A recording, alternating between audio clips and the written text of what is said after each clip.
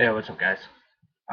So today I was going to talk to you a little bit about traditional pockets, and like some of the things I do with them, and kind of like the traditional Thursday, although on this channel it's not going to be an every week thing.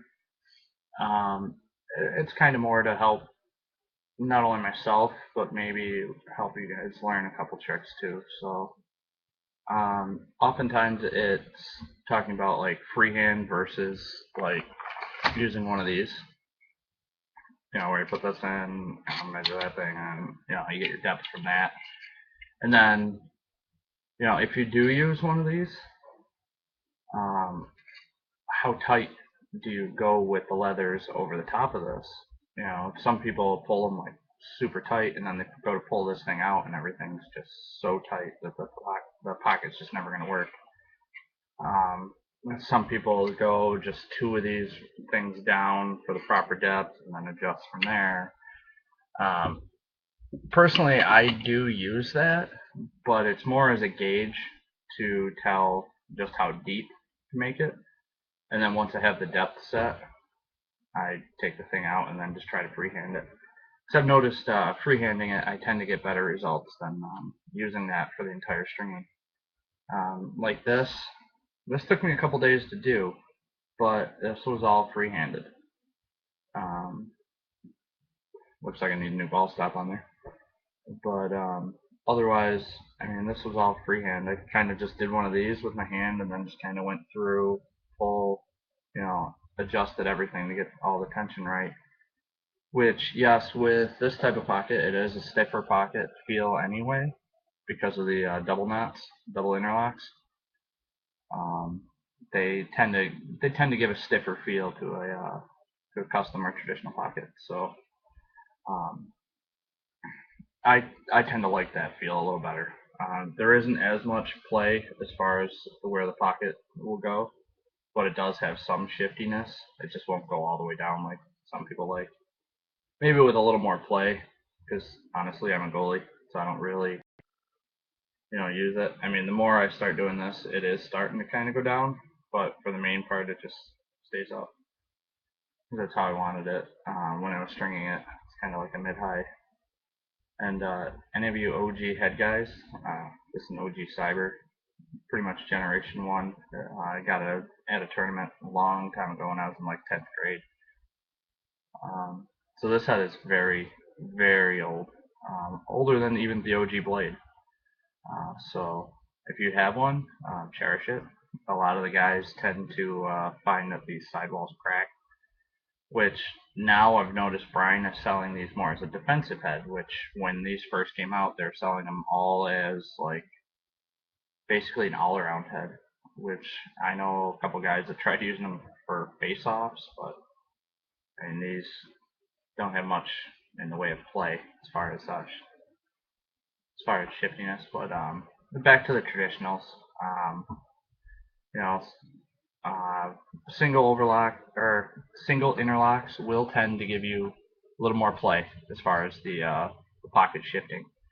So basically, on this video, just comment with some of the things you like to do, or if you have questions, I'll try to answer them as best I can. I openly admit I'm not the best when it comes to treads and customs. I have limited knowledge. Most of it's been kind of a learn by doing thing. I never went to like one of those stringing schools or whatever where they actually certify you on how to string a stick. Never did that. Goalies, that's my specialty because that's my position. So anyway, some of the cool things I've noticed with like innovations to these type of pockets is like Lax All Star does, or Lax All Stars does the removable pocket, which I thought was really cool. These things are so time consuming to string. Why not, if you get a pocket the way you want it, why not kind of make it so that if you have a sidewall blowout or something, or your head breaks, you can just pop out the sidewall real quick, reweave it in the way they did it, which I would suggest checking out their latest video because that's where they explain how that works. Uh, so I think that, works out real nice. And by the way, I didn't make any notes for this video, so I'm kind of just randomly going off the top of my head as far as everything. It's kind of how I do everything. I don't really prepare like before. This isn't pre-recorded. I would record off my webcam, so um, I don't edit any of my videos. So basically, that's because I'm not a computer genius. So what I've noticed with traditionals too is you're gonna want to keep it real tight up here so that you still have that same feel to the release. Like right here, you'll notice if those shooters weren't there, it kind of does kink out, but that's because I wanted a little bit of whip, and that kind of creates it. So as far as face-offs go, you just pound in the back of this. It's perfectly fine for face-offs. You still get that nice. If you're trying to rake it, you still have that lip right there to get a good grip on the ball. And also the coil kind of helps with that too. If you're doing more of what they call the plunger, this is not the head to do it with. So I'm pretty sure you can do a traditional. I've seen, I think it was Princeton's face-off guy had it. So a couple of the treads are starting to make a comeback in even college game because with the new stringing rules, this type of pocket kind of does lend itself better to having shooters kind of high and not below the 4-inch mark, which I think this one's technically illegal by that, but so is the head by regulation size. So, anyway, this is my type of heat. Just in case you guys were wondering, it's not necessarily a straight up like the original guy's heat. That's just my interpretation of it. I still call it a heat, but some of you guys might argue that it's not. But oh well, screw you guys. Um, and things to come. I have a couple of goalie projects. One, it's crazy pink, and what I'm going to be doing is it basically looked like the kid had taken every bit of stringing, strung up a white head, all white, and then just dunked the entire thing in dye. So it was just ridiculous pink. But what I'm doing is kind of a makeover on that. I'm dyeing the whole head black and then putting a white 20D pocket in it. And that's on an Eclipse. And I know I talk a lot of crap about the Eclipse, but regardless of whether or not I like it for my personal game, I will still string them for people. I just don't like the head myself. So otherwise, I have 2 Eclipses I'm stringing up. I'm stringing up a Nemi that I traded. For good reason. I had a pair of gloves I did not necessarily want to get rid of, and ended up getting an offer that I couldn't say no to, given certain circumstances. So I sold them to a guy, and then the guy that I originally got them from said, "Hey, I could get you another pair if you're interested." So he was interested in getting a goalie head, so I traded him one of my Nemesis heads and stringing it up for him, and I'm getting another pair of gloves. And these ones, not going anywhere. Just so you guys know. And otherwise, hopefully you guys are filling out your lax brackets. I've done about 6 of them on various sites. One of them, I have Cuse going all the way because for that one, I'm originally from Syracuse, the outer Syracuse area, so I kind of went home like home team boys for that one.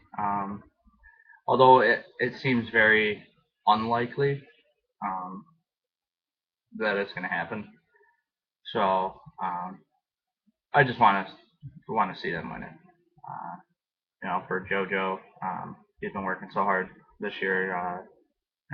Almost carrying the team on his back some games. So I think it'd be nice to see that. And for the final in that particular bracket, I have Syracuse Cornell. So that'll be a bracket from way back a few years ago when they had that ultimate overtime game when Syracuse scored on a rebound right outside the crease. to win the national championship. That was an awesome game, by the way. Not just because Syracuse won; it was just an awesome game. But otherwise, I think in another one, I think I have I have Cornell winning because of Rob Pennell being the superstar that he is. So kind of evened it out. But I think in both, or in those two at least, I have Syracuse Cornell, and then I switched up a couple of the games, like Yale versus Penn State. I had Yale winning. Bryant Syracuse. I had Syracuse because I don't know much about Bryant other than a buddy of mine played there when they were like Division II. So I know they have a really good face-off guy, but it takes more than just face-offs to win the game. So aside from that, I think Duke, North Carolina. I said North Carolina, and then what's the other one there? Loyola and no, I think that's the other side of the bracket. But yeah, so hopefully you guys are filling those out. If on the one website I know it says compete with friends, and I know the games are tomorrow, so this would have to get done really quick. But private message me, I'll give you my email, and we can do a bracket challenge if you want. I'm all for filling out some more brackets and increasing my odds of winning the various contests going on.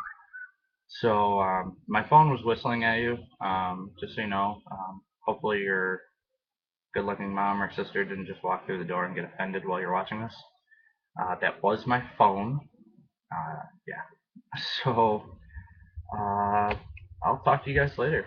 And if you need anything strong, just let me know. I think I gotta send one guy a Nemesis pattern for 12D, which I'm stringing it. I'm just waiting for the supplies. So if I haven't gotten back to you, that's why. And otherwise, follow me on Instagram. It's the same name as here, MadLexter12283. And on Facebook, MadLex Strings and Sales. So check me out. And hopefully my randomized comments about trads and traditional Thursday in the most random, non-note-taken way helped you out in some sort of way, and I don't look like an idiot, although I kind of think I did. So talk to you guys later.